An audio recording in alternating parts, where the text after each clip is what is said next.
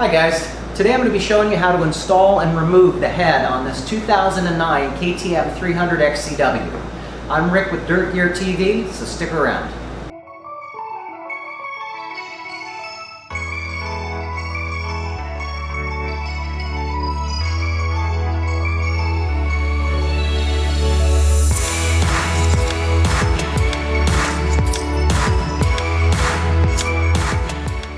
So now once you have your seat off and your fuel tank removed, what you're going to want to do is drain some of the coolant, otherwise you're going to have a big mess. So get a catch can underneath for the coolant here, and there's a hose right below underneath the corner of your pipe here.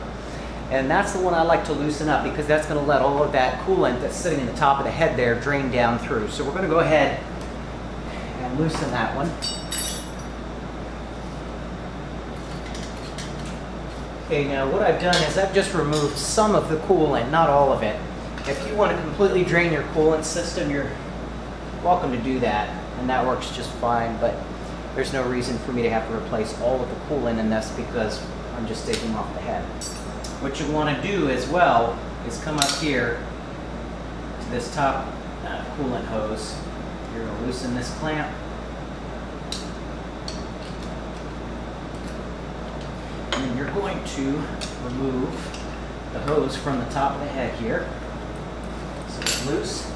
And then you're going to want to go ahead and just crack this head and all these bolts here, the head bolts. And then I take my driver, electric driver, and I just take it all the way out.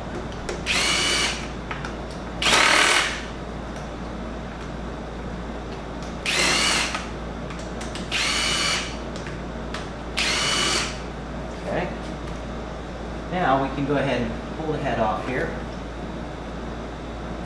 Now if you did this right, you really shouldn't have any coolant inside your piston here. I'm just going to leave these seals in place because again, I know these seals are in very good condition. I am just going to wipe them clean here. Now we're going to take the replacement head, whether you're putting on a different SX head or whether you're putting on one of these RK Tek heads. I'm just going to drop this one in. When you know that you've got the pins lined up correctly, you can see there's no slop whatsoever. It's going to sit down in those pins and there's zero turn to this head, so we know that's seated correctly. Now we're just going to take our engine head bolts. Okay, once you've got the head in place and the bolts down, we're going to take our torque wrench here and we're going to torque these head bolts to 27 Newton meters. And again, we want to go in a crisscross manner, in a star pattern. So I'm going to start here, and what I like to do for good measure is I like to torque mine down to about 20. Okay, and once I'm at 20, I like to bring them down to the final spec, which is 27. Okay, so once you've got your head torqued on, then we're going to go ahead and reattach this top coolant hose here. Now we can go ahead and put our engine bracket back into place here.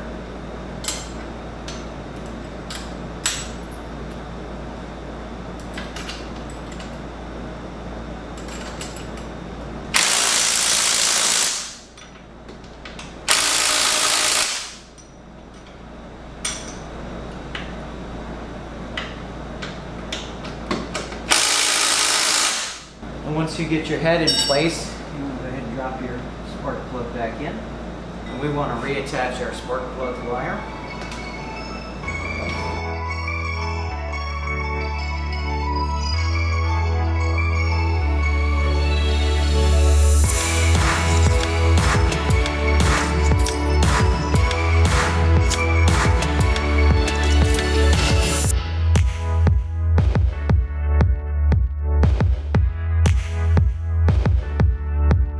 Now from here, what you're going to want to do is go ahead and top up your coolant system. Make sure that you use distilled water if you are using water in the system like I am. Now once you get your coolant in there, what I like to do is I like to rock the bike on the stand, tip it, and knock it around a little bit, get the air bubbles out, and then tip it the other direction. Hit it a few times. Now you just want to make sure when you're installing any type of head that once you finish this, do keep an eye, once you start the bike up, keep an eye on the head from around where those seals are. If you see a tiny little bit of moisture that's weeping out from around where the head is compressing down to the cylinder, then that means that you probably either had some kind of dirt or grains of sand or something in there when you put the head on, or that your seals are just needing to be replaced. So if you're smelling the smell of burning coolant or something like that, and you can't figure out where it's coming from, you want to make sure if you change that head that you don't have any leaks around those seals, which is why it's always a good idea to just go ahead and put those brand new seals on there. But anyway, this was installing the head. I hope you found this useful. Whether you're putting on an RK Tek head, or in my case, whether you're removing an RK Tek head, this is the same procedure that you'd follow, whether you're putting one on or taking one off. And I appreciate you guys watching Dirt Gear today, and we'll have another tutorial for you again here soon. Thanks for watching. Bye-bye.